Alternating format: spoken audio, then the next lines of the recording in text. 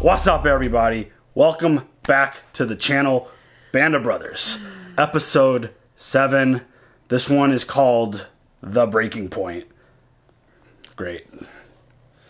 As if we haven't seen enough potential breaking points already. Literally, I mean, it could mean so much. The soldiers, the enemy, the war, a particular person. I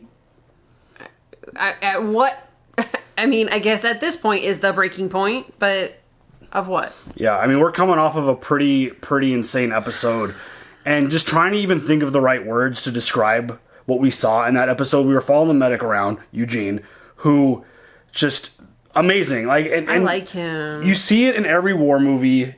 You see it in every war piece of content, and just getting a full episode following the medic around, it is probably the most insane job that there is, because there's soldiers all over the place, bombs are going off, you're shooting, people are getting shot, like limbs are flying, like, and we got like up close and personal with a lot of wounds, which was just so hardcore. But it's just one of those things where like the fighting breaks out and all you just start hearing is medic, medic. Like, you have to run towards people's, like, there were shots that, like, this show is so amazing in terms of the cinematography, the way it's filmed. Like, there were literally bullets zooming and flying by his head as he's working on, like, his injured soldiers. Holding people's bodies together until they can get help. It's just it's so insane. You don't think about this stuff. You just don't. Like you see a war movie and it's like, oh my god, he's injured. And you don't think about all the... You're not only helping them physically, you're helping them mentally, emotionally. Like, there's so much more than just give this guy some morphine. And you gotta know, like, you've gotta be able to communicate, like, hey, I gave him morphine already, when you send him off to go writing it in blood. The M for that was so insane. In blood. Yeah, and just watching, like, specifically, because they have to know so they don't give him more and like OD him. They gotta know all these things. I can't, my words are fucking hard. I couldn't imagine trying to verbalize to another person in chaos what I need. I mean, there was a moment where he wrapped up someone's artery. The artery, I mean. Like, he, like, stuck the artery on a stick and wrapped it around so they wouldn't lose the artery, and they were able to, like... They don't lose all of his blood. It just... And just being able to follow Eugene through that whole episode, just... like, him just wandering and getting lost, and then, like, stumbling upon some of his fellow soldiers, like, and then just getting lost again and just wandering around, and, like, it's just... everything looks the same when it's in snow. Yeah, it's just that whole environment and just that whole episode was just so wild. And it's crazy because I always, like, regardless of what content we're watching, I'm always thinking about the medics, because they're not running around, like, they have nothing to protect themselves with. They don't have weapons on them. Their main primary focus is taking care of their brothers and everyone that's out there fighting and getting hurt and sacrificing. And it's just, holy cow. It's just, like, there was a moment where he saw boots and took boots off of a body so they could give it to one of his fellow soldiers because he lost his boots in an explosion. Like, it's just so wild, like, the mindset of... And we even heard one of the medics being like, yeah, they just decided to make me a medic. Like, poof, you're a medic. It's like... That's terrifying. So wild. And just everything about that episode was so intense, very emotional. And... yeah, it's just crazy because I feel like I was talking about the medics for like 3 or 4 episodes, and then we got like a full episode geared around the medics. And well, I mean, and also I would also like to say, and I know you feel the same way, thank you for your service. Of course. Especially medics, keeping everybody together. You know, all doctors, nurses, everybody that is in the medical field, thank you very much. Thank you for doing that. Absolutely. So you ready to check out The Breaking Point? Oh, yeah. Let's go. I've seen death. I've seen my friends, my men being killed. And it doesn't take too many days of that, and you change dramatically. He was hungry, had no food, didn't have much ammunition, it was cold. Dead soldier there, here. Ours, theirs. Civilians besides. Dead animals. Death was all over. You don't have a chance when your friends go down to really take care of them as you might, especially if you're in an attack, moving, They're going to. whatever. And I withstood it well, but I had a lot of trouble in later life because those events would come back, and you never forget them. Oh, sir.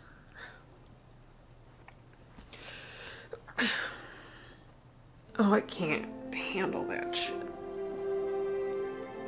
That's so hard. Watching a grown man cry gets me every single time. Just them talking about their friends. Well, the fact that there's nothing we could do about it. He's dealing with it even later in life. He can't get over it. Of course. It's hell. E Company was sent to clear the Bois Jacques, the woods near the town of Foy, in preparation for what we all knew would be the eventual assault on Foy itself. During that 1,000-yard attack through the woods, we encountered sporadic German machine gun fire and had a couple of casualties. You scared the shit out of me right now. Hubler's run-in with the German officer on horseback was the most dramatic moment of the day. Come on, man. Come on, man.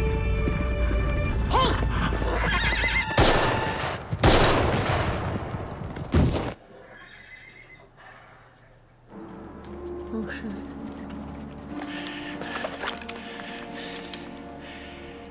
Finally got his gun. Thank you. Hubler had been talking about getting a Luger since Normandy. As we dug in, he went from foxhole to foxhole, telling everyone just how he'd finally got one. Outstanding accuracy on my part, if I do say so myself. Oh, hey, what the hell was that? One man, maybe a sniper. That was no rifle. Toby shot! He shot himself! You fucker! What the hell? You've been yakking about a Luger. touching, I swear! Medic! Oh, where you hit? My leg! You ding dong. Oh my god, no. Okay. I think maybe I hit both. Ah, fuck. He got so excited about that and he... Oh no.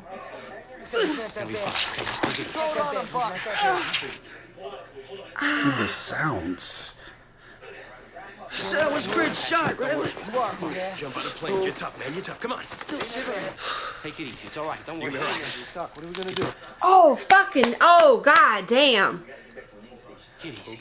Stay there, Hoop. No, no, no. Did he go into shock? He didn't... No. No. What the hell? He was wearing so many clothes we couldn't tell how bad he was bleeding. By the time we got him to the aid station, he was already dead. What the hell? Bullet cut the main artery in his leg, sir. Oh my god. Damn it, Hoob. It made a difference if you had known. Cut that main artery in the leg, that's it. Oh my god, dude. That's terrible. Where's Dyke? You wanted to see him, sir? No, I just would have expected to get this kind of news from him. I was there, sir. Figured it might as well be me. They look terrible. It's freezing. Where's Dyke? I probably heard that question 1,000 times. I probably asked it a few times myself. There were long stretches where we didn't know where Lieutenant Dyke was. He disappeared. Go off on these walks for hours at a time. Wouldn't have been so bad if he was just one of the guys in the company, but Lieutenant Dyke was supposed to be leading the company. That's fucking terrible. Well, that's right. It's a... Foxhole. And I want tight security around the company CP, Lieutenant James. That understood? All right. Dyke wasn't a bad leader because he made bad decisions. He was a bad leader because he made no decisions. Now, Battalion S3 planning a move, so I will probably be called away regularly. What's the formation you want us to go for? At present, as per usual, but I'll clarify that with you at a later time, Lieutenant Compton. Yes, sir. That's gotta be so horrifying. All right, I gotta make a call. Having a leader who literally does nothing and gives you no comfort and no Especially guidance. in a fucking war? That's what I mean. Ugh. That's bad enough when your life's not on the line. Dyke was the favorite of somebody at Division. He'd been sent down to E Company to get some combat experience. Sometimes we got the feeling E Company was an annoyance to him, something unpleasant he had to get through before he could continue his march up the ladder. If you ask me, I'm glad Lieutenant Dyke's never around. We're doing all right, even with Foxhole Norman. I wouldn't want to be a replacement officer coming in here. You're getting thrown in with a group of guys who've known each other for what, 2 years? They've been in combat together since Normandy. You're supposed to just show up and lead them? How's a guy do that? How could anyone really hope to gain the respect of the toughest, most professional, most dedicated sons of bitches in the entire ETO? Huh? You guys don't worry about Dyke. We all do our jobs. Everything will be fine. I mean, I love Donnie Wahlberg, but like playing this character, you don't even see him as Donnie Wahlberg. I don't know if I believed any of that, but as company first sergeant, it was my job not to protect Dyke, but to protect the integrity of the company. Yeah. You know what Dyke's problem is, don't you? He's just another one of those arrogant rich jerks from Yale. Oh, God, not another one of those. Vision's not gonna let me replace him just because I got a bad feeling about him. Who'd I put in his place? What about Compton? He's the only real choice. Buck's a real combat leader, but you know, I want Easy Company to have at least one experienced platoon leader. Not that it matters anyway, because I can't get rid of Dyke. You know how you go into a situation like that and get the respect of those men? You go in with confidence. You go in there with knowledge. You know what the hell you're doing. You definitely don't hide in a fucking foxhole when shit hits the fan. I heard about Hubler. Shame. Yes, sir. Where are you from, Lipton? Huntington, West Virginia. I don't know it. What kind of work did you do there? My brother and I helped my mom run a boarding house. And your father? He was killed when I was 10, sir. Automobile accident. That's sad. This guy's weird. What made you decide to join the paratroopers? I read an article about paratroopers in Life magazine. Talked about the training, how hard it was. Said if you wanted to make it as a paratrooper, you had to be the best. And I wanted to fight with the best, sir. You miss it? Miss what? Huntington. Try not to think about it that much. But thanks for bringing it up. Where are you from, sir? Even when he's like trying and then he walks the fuck off. It's like even when he's trying to like have small talk and like maybe have a bonding moment, he doesn't even know how to do that. It was weird. It just like walks up to Lip and like starts to have a conversation, then fucking walks away. You miss home? No, motherfucker. I love sitting in this foxhole. This is exactly where I want to fucking be. Of course I miss home. What do they got waiting for us in Foy? At least one company from the 10th Panzer Grenadiers dug in along here. They've also got at least 188, although we haven't been able to spot it yet. What are you doing here? Want to head back to the line, sir. Get yourself back to the aid station. Heal up. I'd really like to head back with the fellas, sir. All right, then go. The dedication to stay with their brothers. Joe Toy had been at the aid station for 3 days, and everybody was glad to have him back. Hey, Joe. Hey, Bill. Good to see you, pal. You too. Had to make sure you were on top of things. We're on top of things. Tied me on boots once last week. Hey, fellas, look who I found. Hey, Joe Toy, Hey, Rick, back how from are you? Mars. How are you, Joe? A lot of you guys been injured? Almost every single one of these guys been hit at least once. I love their commentary. Lieutenant Ronald Spears was one of the platoon leaders in D Company. He was already a legend. Stories about Spears are probably all bullshit anyway. Well, supposedly Spears shot one of his own men for being drunk. And there's another one about him giving cigarettes to 20 German POWs before killing them. He shot 20 POWs? Well, actually, I heard it was more like 30. Christensen. Lieutenant Spears. Huh. What are you men doing out here? We're watching the line, sir. Keep up the good work. While you're at it, you might want to reinforce your cover. Oh, well, actually, sir, Lieutenant Dykes are not even to bother. They're only going to be here one day. Lieutenant Dyke said that, huh? Don't forget what I said. Carry on. Better fucking reinforce that cover then. Oh, anyone care for smoke? This guy.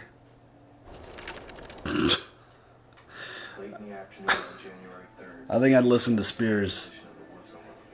Looking across the field at Foy, I could see enemy troops. I still couldn't see their artillery, but I knew it was down there. If they've got us targeted, maybe... We hold the line here. Sergeant Lipton's right. We're gonna strengthen our covers, and we're gonna hang in. We're not gonna fall back. Right, Lieutenant? Right, Lieutenant? Fine. You all take care of it. I gotta go talk to regiment. He gives zero fucks about these poor guys. And it's like every time they have a conversation, he finds an excuse to walk away. I want to know what he's doing. I really want to know. That's so frustrating. Hey, cover!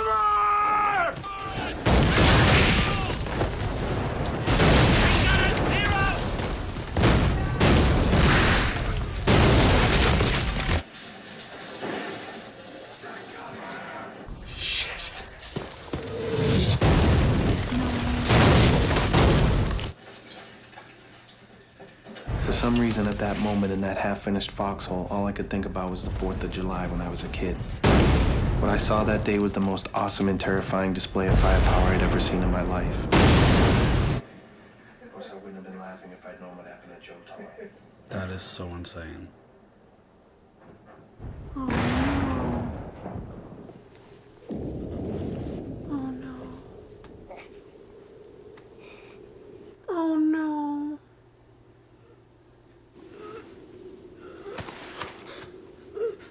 I gotta get up. Oh my god.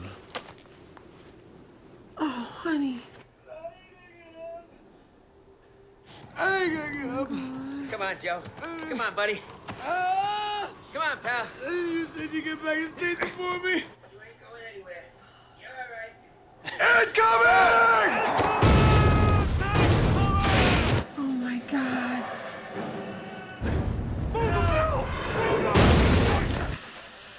Oh my god. Hold on, I'm here. I'm gonna help you.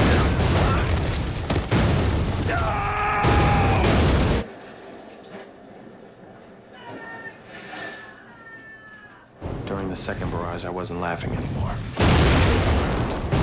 Oh, this is terrible.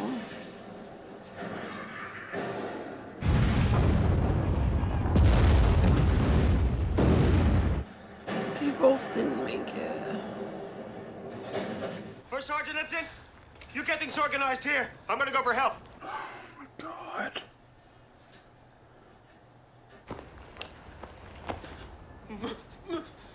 Medic!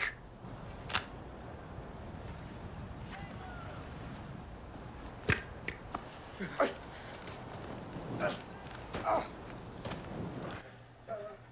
alive. Is he gonna be okay? You gotta smoke. Bill, you going first. Whatever you say, Doc. Oh no! Are they gonna be okay? Oh my god, I mean, they're not okay, but like...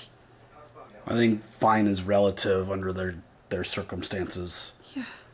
They're alive. Some say Buck changed after he was shot in Holland, but I know something happened to him when he saw Toy and Garnier on the ground. They only have us each other. On the report, it said Compton was being taken off the line because of a bad case of trench foot. It didn't say anything about him losing his friends.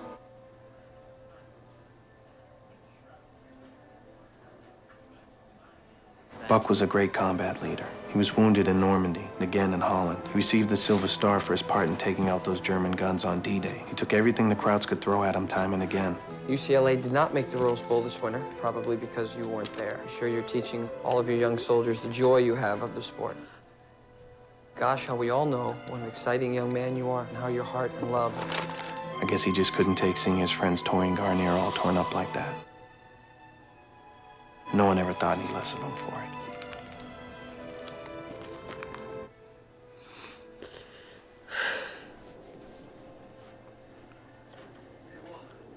With Buck off the line, there was no longer any possible alternative to Dyke. Looking for Lieutenant Dyke. We were stuck with Dyke, He's over there. and he was off taking a walk. How does someone who takes so many walks continue to, like, survive? We'd cleared the woods east of Foy, so a few days later, E Company and the rest of the 506 cleared the woods west of Foy. There was little resistance. We have KIA 13. 13. Fuck.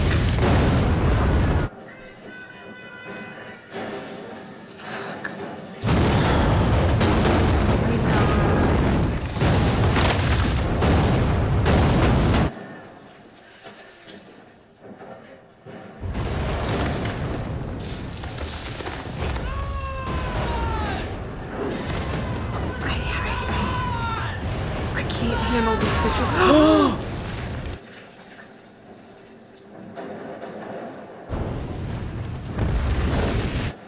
Oh my god.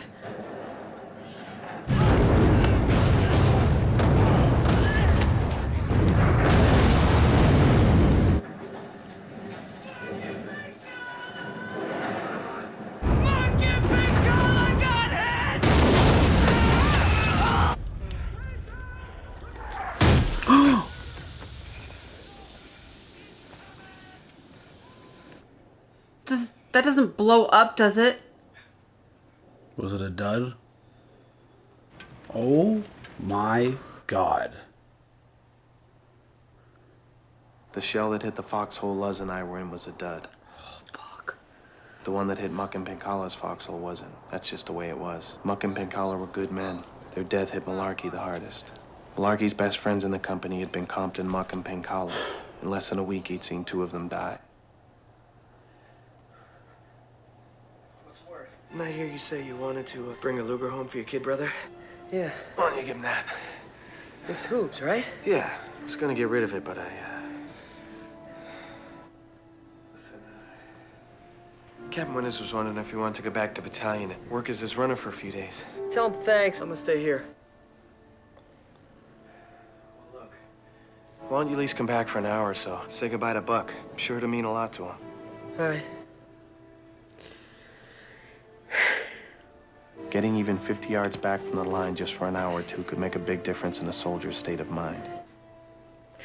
Why don't they promote Lipton? I saw a soldier try to dig a foxhole with his bare hands. He didn't notice that he'd torn off all his fingernails. Fear is poison in combat. Something we all felt, but you just didn't show it. It's destructive, and it's contagious.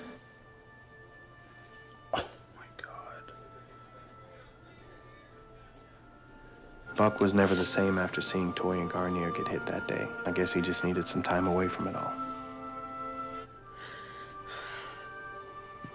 Barrages on January 3rd and the shelling on January 9th marked the low point in the war for many of the men in E Company. Even then, very few actually broke. I was afraid the men would lose focus, suffer a drop in morale, and that was dangerous, especially in combat, more of which lay in store for us.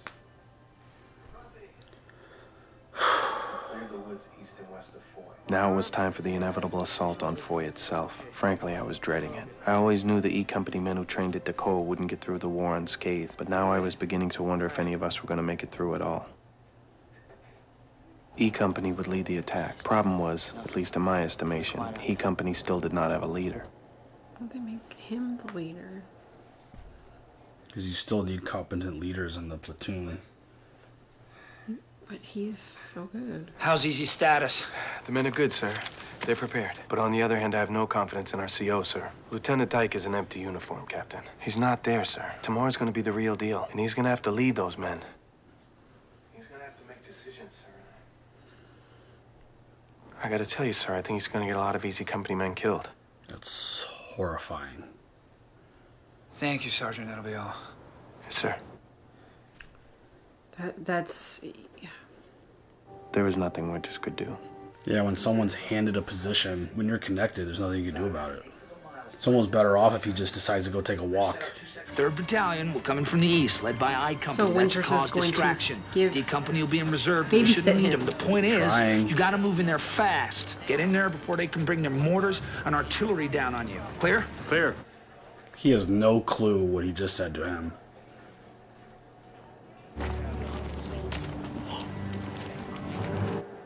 Are you for fucking real right now? This is terrifying. Keep moving! Suppressing fire! Come on! Trapped in the open! Hold up! Second platoon, hold up! Will you move? Find some cover! Find some cover! What? God, dude, no! Go forward! Over! No! Oh my god, dude!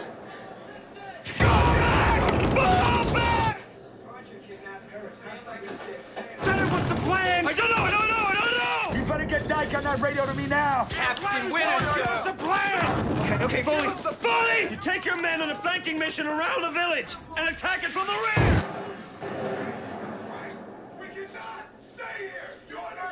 Oh my god. We will provide suppressing fire! We're gonna be kind of alone out there, Lieutenant!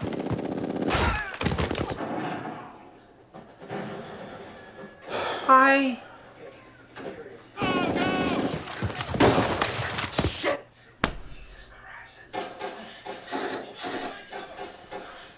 I really feel bad, like, talking negatively about anyone that fought in this war. But come on!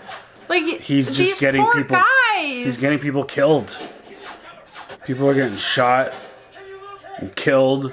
They're losing all of their position, and Sir, we are sitting ducks here. We have to keep moving. Captain orders! You do not go out there! Tell the battalion commander now, get back here! Spears, get yourself over here! Get out there and relieve Dyke and take that attack on in! Oh my god, dude. with what we've heard about Spears, what are the chances he, like, shoots him? I'm taking over. They're pinned down by a sniper.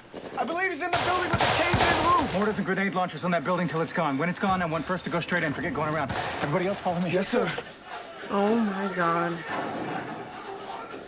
That is terrifying. You don't have confidence in your leader.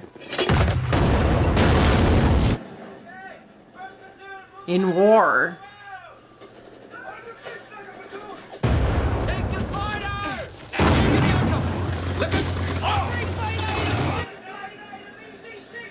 Ricochet. Armored infantry! A lot of infantry! God. Dude, he just fucking goes in. At first, the Germans didn't shoot at it. I think they couldn't quite believe what they were seeing. But that wasn't the really astounding thing. The astounding thing was that after he hooked up with I Company, he came back. This fucking guy, are you kidding me? I mean, he does some bad shit, but like at the same time, I just got chills.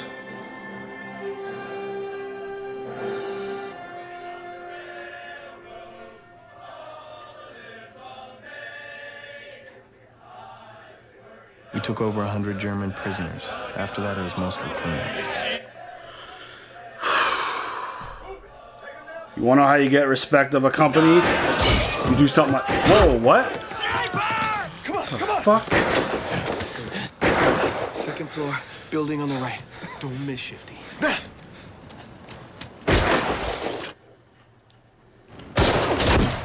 got him. Dude, just sets himself up as friggin' bait. Like, don't miss. Oh my god. Mellett, Heron, Sawasco, and Ken Webb were killed by a sniper. There would have been more if it hadn't been for Shifty Powers. True about Dyke? Yeah. Thank God for small mercies, huh? Was Dyke killed? Because he waited? Wow. I guess a lot of the men thought once we'd taken Foy, they'd get us off the line, ship us back to Mormelon for a breather. But that wasn't to be. Of course not. 2 days later, we took Noville, and after that, Rashon. Unbelievable.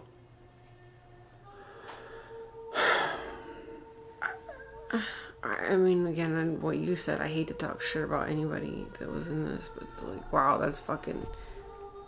So many people were he killed. Didn't... We spent our night in Rashomp in a convent. It was the first time we'd spent a night indoors in a month.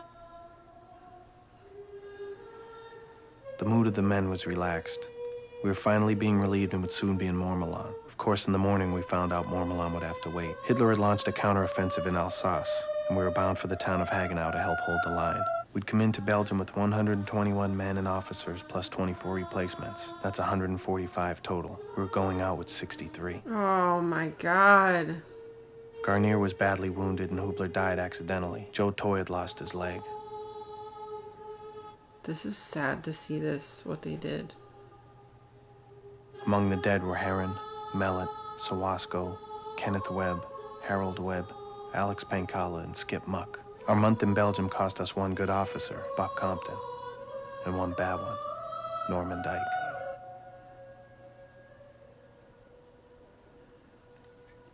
But we gained a good one in the end. You want to ask me, don't you? Ask you what, sir? You want to know if they're true or not, the stories about me. You ever notice with stories like that, everyone says they heard it from someone who was there. Then when you ask that person, they say they heard it from someone who was there. I bet if you went back 2,000 years, you'd hear a couple of centurions standing around yakking about how Tertius lopped off the heads of some Carthaginian prisoners. Well, maybe they kept talking about it because they never heard Tertius deny it. Maybe that's because Tertius knew there was some value to the men thinking he was the meanest, toughest son of a bitch in the whole Roman legion. All right. These men aren't really concerned about the stories. They're just glad to have you as our CO. They're happy to have a good leader again. Well, from what I've heard, they've always had one. I've been told there's always been one man they could count on. Let him into the Black Jack, held them together when they had the crap shelled out of them in the woods. Every day kept the spirits up, kept the men focused, gave them direction. All the things a good combat leader does. You don't have any idea who I'm talking about, do you? No, sir. Hell, it was you, First Sergeant. Ever since Winter's made battalion, you've been the leader of Easy Company. And you're not going to be First Sergeant much longer, First Sergeant. Winter's put in for a battlefield commission and Sync approved on your behalf. You should get the official nod in a few days. Congratulations, Lieutenant.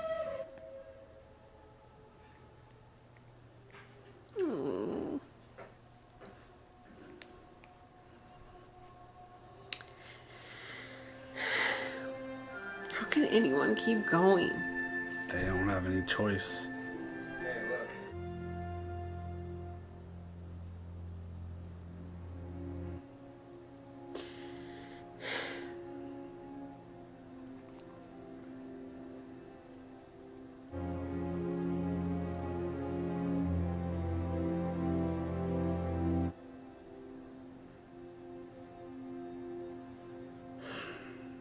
Bonded so unusually close together. That was such an insane episode. I just wanted to say something about Captain or Lieutenant Dyke. I know I say stupid shit sometimes while we're watching, but I just, I feel bad for the family. And I mean, he's a human being. He was put in a position. Terrified. He was put in a position that he wasn't qualified for. Which is, when it comes to being responsible for men in war and their survival, that sucks. I mean, I'm in no way, shape, or form capable of any of that. I feel really bad for that family. So I mean, it's definitely, don't want any confusion. It's definitely a tough thing because, I mean, the nickname, like, calling him the foxhole, whatever, and like it was clear that he was not liked, he was not respected. People were scared that he was their leader, and which that sucks. Like when they actually went into a serious battle, he got a lot of people killed, and probably they probably lost a shit ton of momentum on their attack, and because they were just sitting in one spot for too long. But yeah, like I understand what you mean by that, and it's just really unfortunate that this show is going to highlight everything that happened, whether it was good or bad. And which I appreciate. You don't want them to give you just like all the highlight reel. Right. Like you want the good and the bad. You want to know what happened. Like you said, he's a human being, and he was put in a position that he wasn't qualified to be in. And like as much as like he. Again, you don't turn those things down. You don't say, no, I can't do that. I can't pull that. Like, you get told you're getting put somewhere, you're doing it. And it's just one of those, it's a really difficult situation because it wasn't one of those things where he proved himself and was promoted to that position. He's connected and had relationships and was handed that position as like, hey, go do this. Prove you could do it, and then you're gonna just keep moving up the ladder, kind of thing. And it's I don't like that system. I don't care who you know. I feel like you should, you still need to be interviewed. You still need to be, you still need to be able to show when it comes to war, work can be done by you. When it comes to war, you can't just be handpicked and put in a spot if you haven't earned it and shown the ability to be able to lead and make good decisions under the most insane, unthinkable, unimaginable pressure and just horror that you could think of. Right? These people are literally putting their lives in your hands. Yeah. Please keep me alive as I go to fight, this country. Yeah, it's so insane. The way this episode was done was awesome, though, with the narration from now Lieutenant Lipton. Yes, I loved that. The way it was just kind of he was telling the story and just his story. Like, the thing that is so hard to do, and obviously this is real life, this is all real, this is not, this is a show, but it's based on real events. But their ability to give these full on story character arcs within one singular episode is just insane. They've done it in every episode, and just getting the story and the full episode with Lipton is just that was such a nice moment at the end with Spears, where he was like, yeah, these guys have had their leader the whole time. You don't even know who I'm talking about. It's you. And it's like, yeah, the moment Winters got promoted and taken out of battle, you've seen him step up and lead, and just, he was essentially doing all the same things that we've seen Winters do, like going to everybody, talking to them, and trying to keep their spirits up, and just... I mean, and I love the part where he's telling the other guys, don't make fun of this. Don't make fun of your commanding officer. That looks bad regardless. And that's why you don't talk shit about your boss, because that looks bad to the other employees. Yeah. You gotta keep this, even if they're a shit boss, you have to keep the morale up. You gotta keep people going. I understand why this episode was called The Breaking Point, because even as the viewer, I think that was the most emotion I've felt personally watching this episode, just because of the idea that these guys built such tight bonds with each other, and they're more than friends. That's band of brothers. They're a brotherhood. They're a group. They're fighting. They're dying. They're bleeding. Just everything that they're putting into it, and just the connections. Some of the best moments are them just shooting the shit in their foxholes, just trying to have a light moment in between getting fucking bombed. And it's just the idea that just seeing your brother and your best friends just getting just bombed, and just having them lay there with their legs falling off, and other ones just getting hit and just losing them, and just that whole idea, just... That was rough. I understand it. It's just, that was probably the hardest episode, just in sense of that, because we've got just a mix of poor leadership mixed in with these guys losing. We've seen people die throughout this show, but they really focused in on the whole bond and relationship and brother thing. And it was, yeah, that was tough. That was just hard to watch.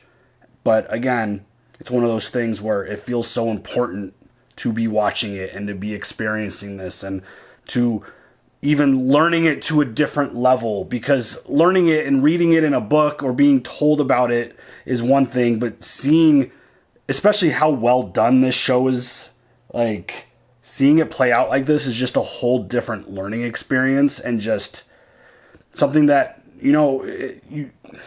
you go through your day, you don't think about this stuff. But it's one of those things where watching this show and experiencing them, and names will never leave your head after watching this. Right. And it's just one of those experiences where it's just so powerful. Yes. And it's just something that will stay with you forever. And we see comments all the time about people watch this annually.